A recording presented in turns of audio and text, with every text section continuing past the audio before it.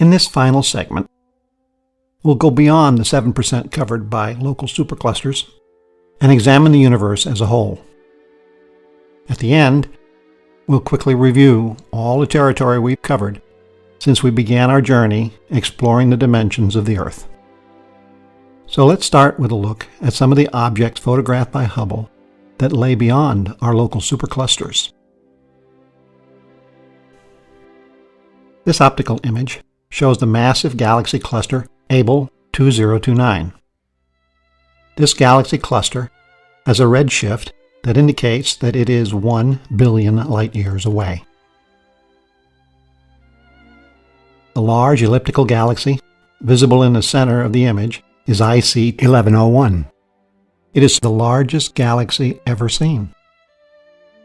It is 6 million light-years across, 60 times larger than our Milky Way, and it contains around 100 trillion stars.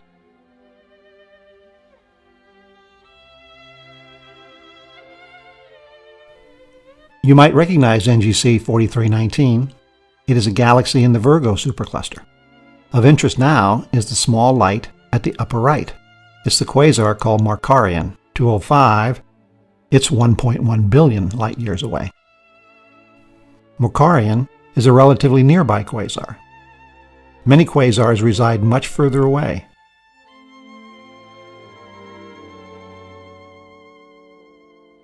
Quasars are the intensely powerful centers of distant active galaxies, powered by a huge disk of particles surrounding a supermassive black hole. As matter from the disk falls inward, some quasars, including this one, have been observed to fire off superfast jets into the surrounding space. In this picture, one of these jets appears as a dusty streak measuring some 200,000 light-years in length. Despite its great distance, 3C273 is still one of the closest quasars to our home.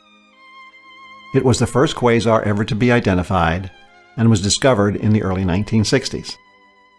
Quasars are capable of emitting hundreds or even thousands of times the entire energy output of our galaxy, making them some of the most luminous and energetic objects in the entire universe.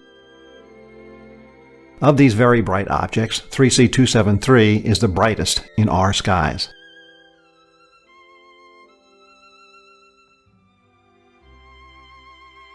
This is a combined ESO Very Large Telescope and Chandra image of the newly discovered galaxy cluster called El Gordo.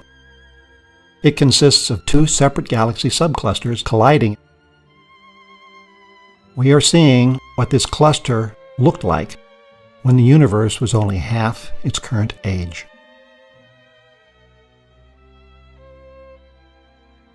Hubble is a supernova machine for probing the early universe. Here's a Type 1a it found that's approximately 8 billion light-years from Earth. If you recall, Type 1a supernova represent one of our most important standard candles because they are so bright we can see them from very far away. In 2013, Hubble broke the record in the quest to find the furthest Type 1a with the discovery of SN UDS 10WIL, a supernova that exploded more than 10 billion years ago, at a time when the universe was in its early formative years and stars were being born at a rapid rate. The image at the far left shows the host galaxy without the supernova. The middle image, taken a year later, reveals the galaxy with the supernova. The supernova cannot be seen because it is too close to the center of the host galaxy. To detect the supernova, astronomers subtract the first image from the middle image to see the light from the supernova alone, shown in the image at the far right. You'll remember the Einstein ring we saw around ESO 325-G004 in our segment on local superclusters. The ring was the image of a more distant galaxy. The arc shape was created by the bending of the background galaxy's light by the gravity of the massive foreground galaxy. The process is called gravitational lensing because the mass between us and the background galaxy behaves just like an optical lens. This same light bending leads to the warping of light from distant galaxies, as the light encounters supermassive galaxies on their path to us. Here's a clip that shows how this lensing works on a grand scale. A distant galaxy would be seen here on Earth directly if there were no intervening massive cluster to bend the light. But with such a cluster, the light from the distant galaxy gets bent into rings and arcs that continue on to the Earth. This is Abell 1689, 2.2 billion light-years away. It's one of the most massive galaxy clusters known. Its gravity acts like a 2 million light-year wide lens in space. Here again we see how the gravitational field surrounding this massive cluster of galaxies acts as a natural lens in space to brighten and magnify the light coming from very distant background galaxies.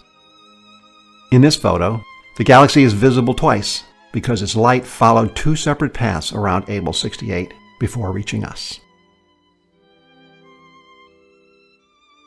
This is a close-up look at the brightest, distant, magnified galaxy in the universe known to date. It is one of the most striking examples of gravitational lensing. In this image, the light from a distant galaxy, nearly 10 billion light-years away, has been warped into a nearly 90-degree arc of light in the galaxy cluster. The galaxy cluster that is bending the light lies 5 billion light-years away. And here's another cluster, 5.7 billion light-years away.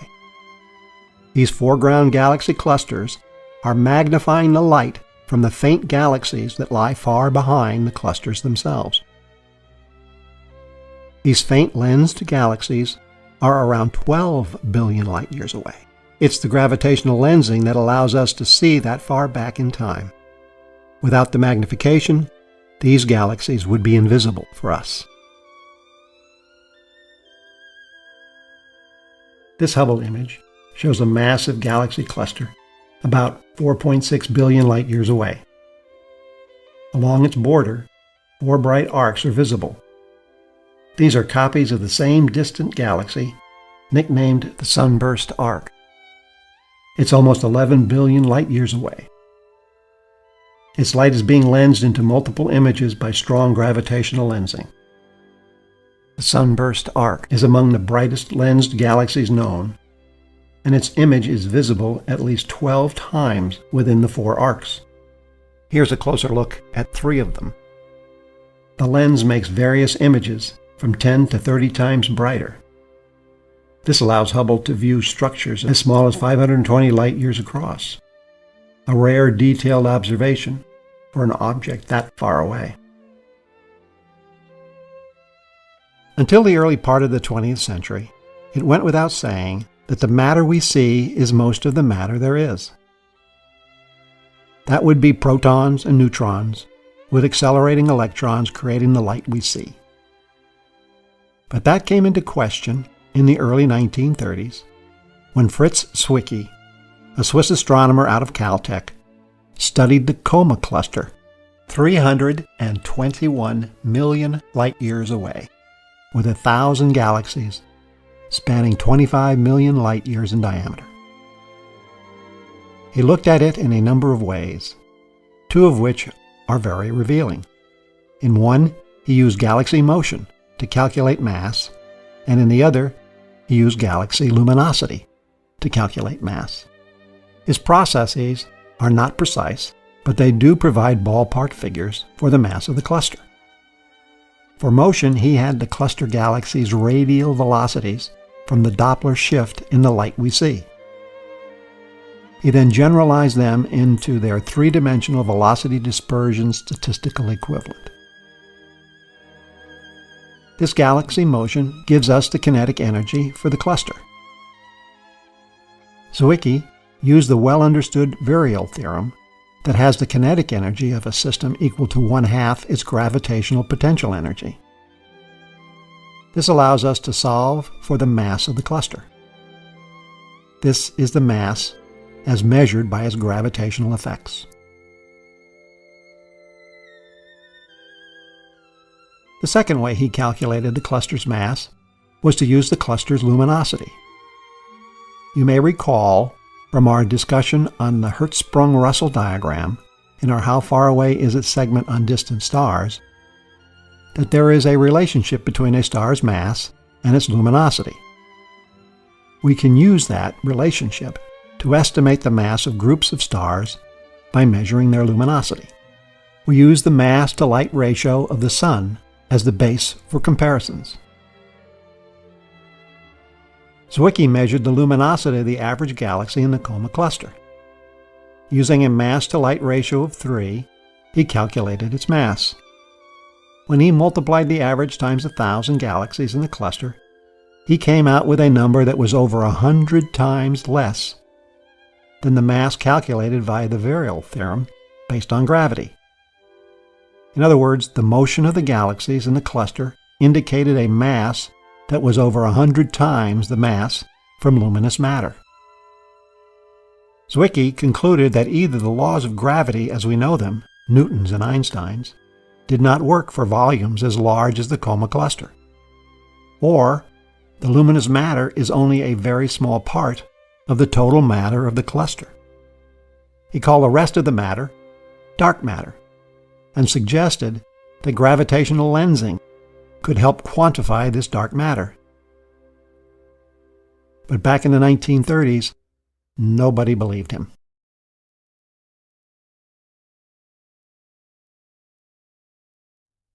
With this new understanding about the possibility and impact of dark matter, astronomers turned their attention to galaxy clusters like the one studied by Zwicky in 1936. Our case-in-point galaxy is known as the Bullet cluster. The virial motion of its galaxies indicates that a collision has occurred. Two massive clusters have passed through each other millions of years ago, and member galaxies are now flying apart. If we zoom in a bit closer, we can see the telltale arcs of more distant galaxies lensed by the gravity of the Bullet cluster. Counting the lensed objects and the estimated amount of light bending involved for each one, a map of the area containing most of the mass of the cluster can be superimposed.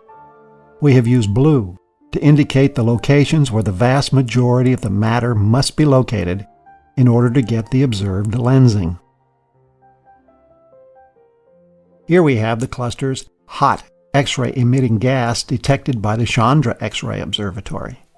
The two pink clumps contain most of the normal matter, sometimes referred to as baryonic matter, or matter made up of protons and neutrons. The bullet-shaped clump on the right is the hot gas from one cluster, which passed through the hot gas from the other cluster during the collision. When we superimpose the dark, baryonic, and visible components of the cluster's mass, we get the full picture. The galaxies and the dark matter have traveled a great deal further than the gas. This indicates that the galaxies and dark matter in the two colliding clusters did not interfere with each other. In other words, they passed through each other without slowing down. On the other hand, during the collision, the gas clouds were slowed by a drag force, similar to air resistance. This combination had the effect of separating the gas from the dark matter. This separation is considered to be direct evidence that dark matter exists. Measurements indicate that the galaxy clusters on average have 85% dark matter, 14% intergalactic gas, and only 1% stars.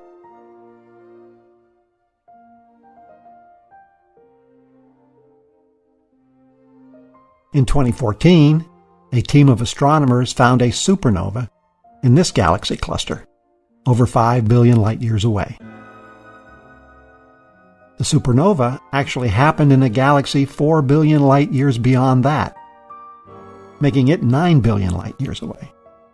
The huge mass of the foreground galaxy and galaxy cluster bent the light from the distant supernova, creating 4 separate images of the same explosion. The images are arranged around an elliptical galaxy in a formation known as an Einstein cross. Following this discovery, astronomers modeled several possible gas and dark matter distributions in the galaxy cluster. Each model predicted that another image of this supernova will appear in the cluster, but they had different time estimates ranging from 2015 through 2025. In December 2015, it appeared. For the first time in history, the time and location of a supernova was accurately predicted. We actually saw the supernova happen. Instead of detecting a flash in the sky and turning telescopes to its location, we had the telescopes already focused on the correct area and recorded the event from beginning to end.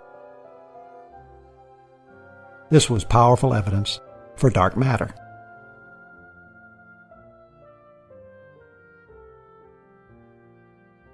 In the late 1920s, Edwin Hubble discovered that except for a few nearby galaxies, all galaxies were moving away from us, and the further away they are, the faster they are moving, along with the assumptions that there are no preferred places and no preferred directions in space.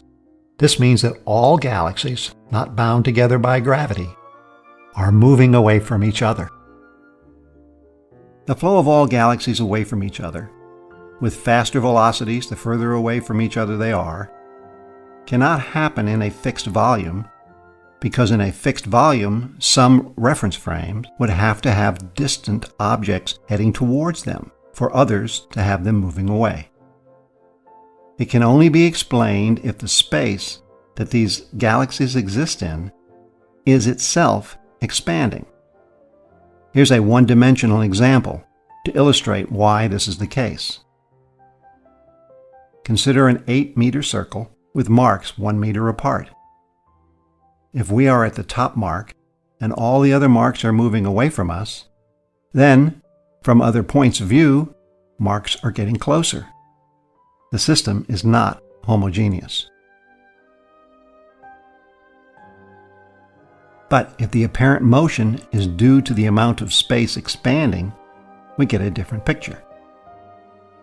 Here, the marks hold their position on the line, but the line grows. Let's say each meter on the line expands to 2 meters over the course of a minute. We see that the distance between adjacent marks goes up 1 meter, and their apparent velocity, as seen by each other, is 1 meter per minute. But more distant marks have increased their distance and velocity by more than that. And the further away any 2 marks are, the more their distance and velocity have increased. And most importantly, this will be the same no matter which mark is used for the reference frame.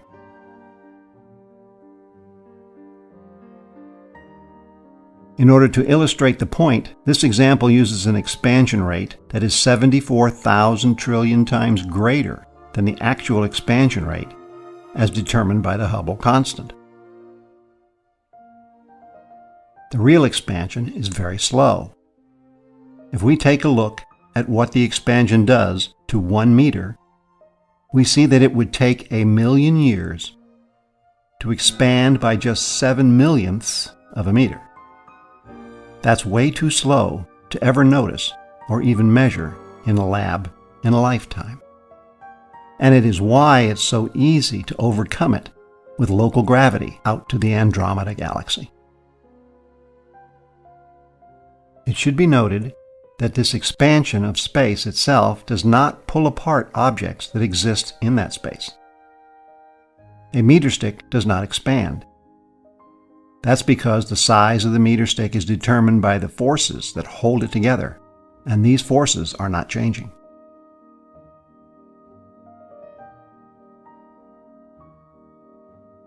Expanding space has significant implications for measuring distance. Here we are zooming into GNZ11, the most distant object ever found.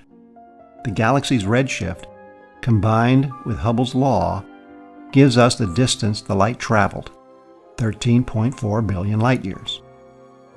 And we know the speed of light, so the time traveled was 13.4 billion years. We normally say that the galaxy is therefore 13.4 billion light-years away. But during its long travel time, space expanded considerably. In fact, GN-Z11 was less than 2.7 billion light-years away from us when the light started its journey, and the galaxy is now over 30 billion light-years away. In order to calculate these distances, we need to know how the universe expanded during the light's journey.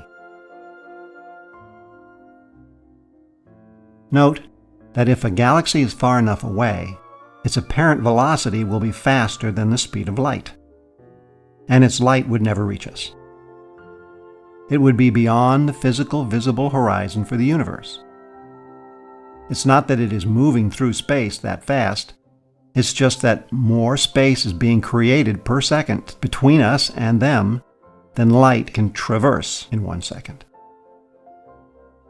Plugging in the numbers, we find that all galaxies beyond 14 billion light-years could never be seen here. GN-Z11 is now 32 billion light-years away, so the light that is leaving GN-Z11 now will never reach us.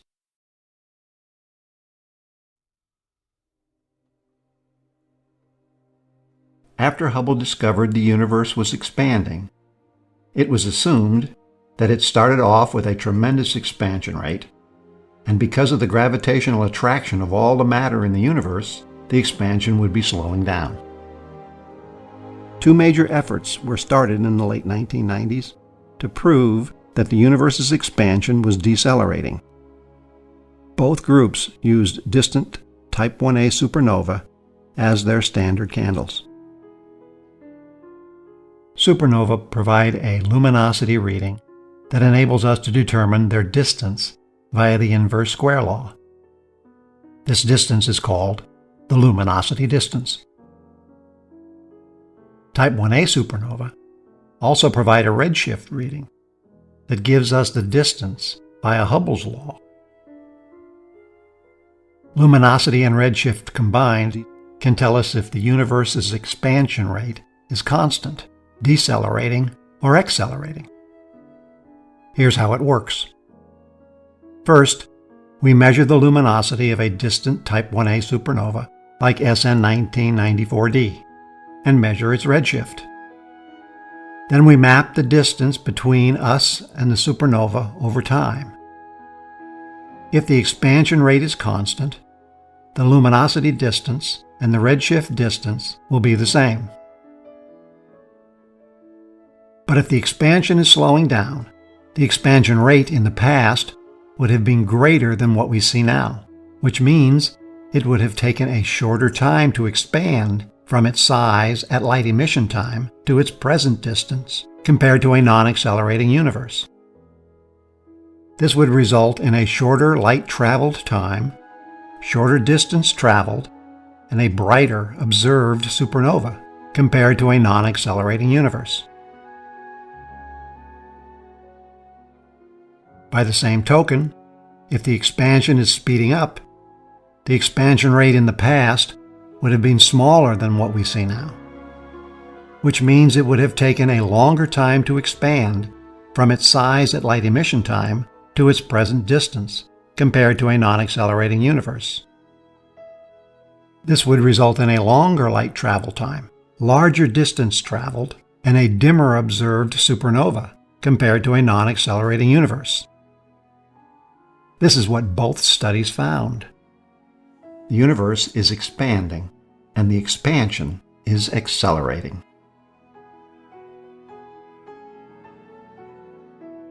In order to more precisely analyze our expanding universe, modern cosmologists place a grid over three-dimensional space. We treat the distance between two galaxies, r, as a constant. Then, we set the grid's scale factor, a, equal to 1 at the present time, and vary it to account for changes in distance over time instead of changing r. Now consider a cube enclosing a volume of space containing some number of galaxies. With our scale factor approach, the amount of matter inside the volume remains the same as the volume increases or decreases. But the matter density goes down when the scale factor increases, and it goes up when the scale factor decreases. We see that the matter density depends on the scale factor. Unlike matter that moves through space, photons are attached to the space they propagate through. So an expanding space will impact photons in a way that does not affect matter. Here's a cubic volume of space with a photon inside. The photon's wavelength, lambda, is equal to the length of the cube, a. Its energy is equal to Planck's constant times the speed of light divided by the wavelength. As the wavelength increases with an increase in the scale factor, the energy decreases, unlike matter where it remained constant. We see that the energy density also depends on the scale factor. In fact, we see that the scale factor, A, is the only variable. In other words, the history of the universe comes down to the history of the scale factor. And the history of the scale factor depends completely on the contents of the universe and how that content affects the space it exists in.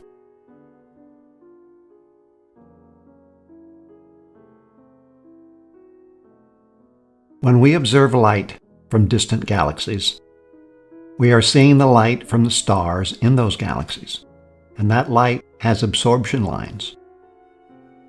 The same lines measured in a lab give us the wavelength of the light at the time it was emitted. A stretching of the wavelength creates a shift in the spectral lines to the red. For our nearby galaxies, light travels for a relatively short period of time, so the stretching due to space expansion is small. Our use of the Doppler effect that shifts spectral lines as the basis for determining radial velocities provides excellent measurements. But as the distance increases to hundreds of millions and billions of light years, space expansion becomes the dominant factor. In either case, we continue to measure redshift, z, as the difference between the wavelength emitted and the wavelength observed, divided by the wavelength emitted. In this hypothetical example, we have an object with a redshift equal to 6.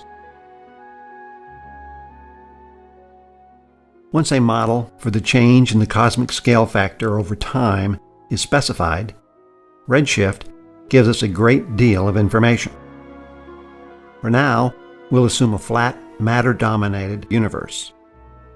First, redshift gives us an object's receding velocity. With our model, we have the object moving away at 6 times the speed of light. Redshift also gives us the actual cosmic scale factor at the time the light was emitted. It gives us the age of the universe at the time the light was emitted. And it gives us the amount of time the light was traveling. Redshift gives us the distance to the object at the current time, and it gives us the distance to the object at the time the light was emitted. You can see why astronomers rely so heavily on redshift measurements.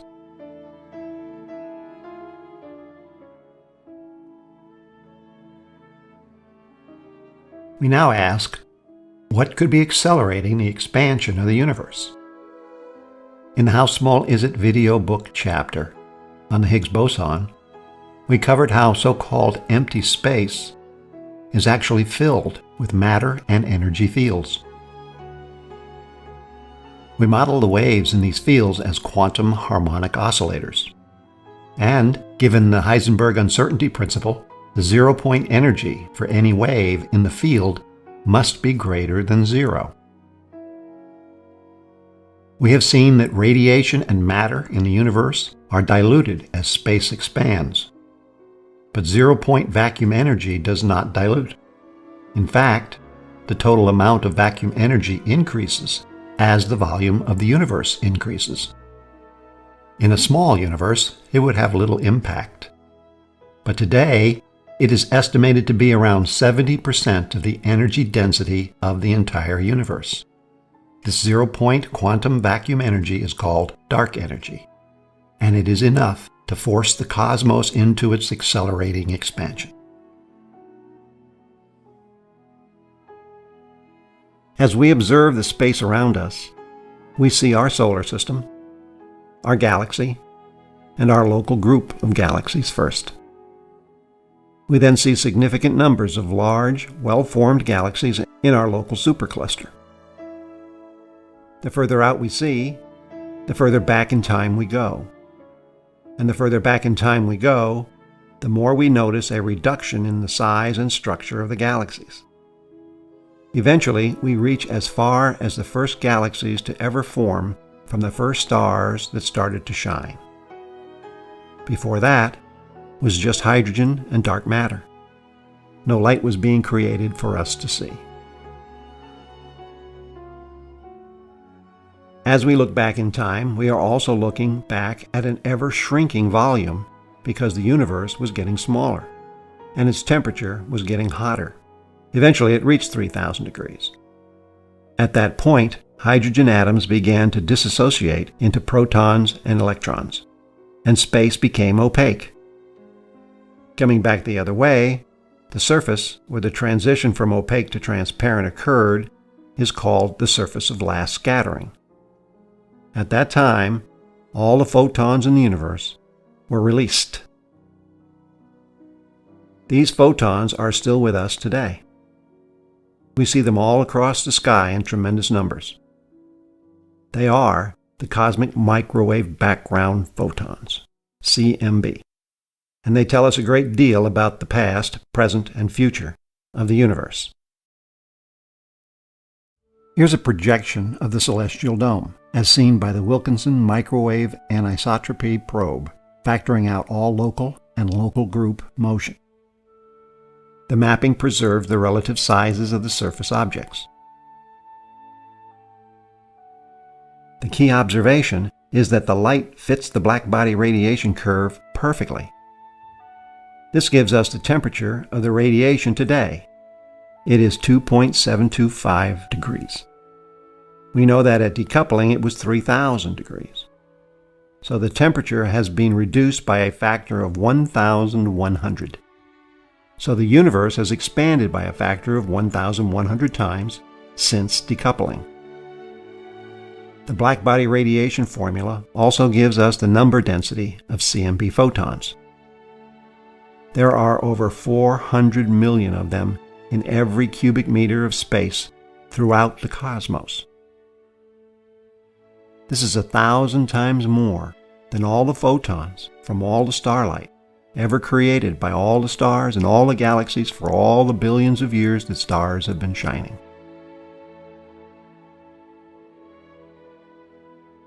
The CMB redshift tells us that the light we see now was only 42 million light years away from our location when it was emitted. It traveled for just under 13.8 billion years to reach us, and its starting location is now 46.5 billion light years away, making the diameter of the visible universe 93 billion light years. The Planck satellite measurements detected small amounts of temperature deviation. The image uses color to show variations from the average, with blue for minus 200 millionths of a degree through green and yellow to red, which represents plus 200 millionths of a degree. That temperature deviation comes to 1 part in 100,000. These temperature deviations come from equally small mass density deviations in the plasma at the time of decoupling. We see large structures, small, even tiny structures, and giant structures. We even see structures within structures at every scale. In other words, they're quite fractal. These differences in the CMB are what led to the large-scale structures such as galaxy clusters, filaments, and voids that we see today. For example, a very tiny spot of red on the surface of last scattering, representing a small decrease in mass density in that region, will have expanded 1,100 times to the size of the Coma cluster today. Just how the universe evolved from small-scale matter deviations at the time of decoupling to filaments of superclusters and vast voids can be explained by a physical process called caustics. Originally developed to explain light behavior, it works just as well for protons and dark matter. I see this phenomena in my own backyard. The lines at the bottom of a swimming pool are examples of caustics caused by small waves on the surface of the water. And when we extend this to 3 dimensions, we get curved surfaces with increased density that intersect along lines that intersect at points. This is the web-like pattern we see in the large-scale universe. By collecting distances to thousands of galaxies in a narrow strip of the sky, it is possible to produce a slice of the universe, like this one from the 2DF Galaxy Redshift Survey. In 2003, this survey looked out into the universe to 3.5 billion light-years. Between 2000 and 2008, the Sloan Digital Sky Survey conducted one of the most ambitious and influential surveys in the history of cosmology. Over 8 years of operations, it obtained deep, multicolor images covering more than a quarter of the sky and created a 3-dimensional map containing more than 1 million galaxies. These are the color-enhanced slices through the survey's 3-dimensional map of the distribution of galaxies. Earth is at the center, and each point represents a galaxy. Galaxies are colored according to the age of their stars, with the redder, more strongly clustered points showing galaxies that are made of older stars. The outer circle is at a distance of 2 billion light-years. The region between the wedges was not mapped by the survey because dust in our own galaxy obscures the view of the distant universe in these directions. Working with the Virgo Consortium of scientists from the Max Planck Institute in Germany, the survey put every data point into a supercomputer and produced the largest 3D image ever created. Here we are zooming into and panning across that image. Here you cannot see individual galaxies or even galaxy clusters. What we see are superclusters linked together in filaments or walls in a gigantic cosmic web. In this view of the cosmos, the Great Virgo supercluster is just a dot. There are more stars in the universe than there are grains of sand on all the beaches of Earth. This is the big picture of our universe as we understand it today.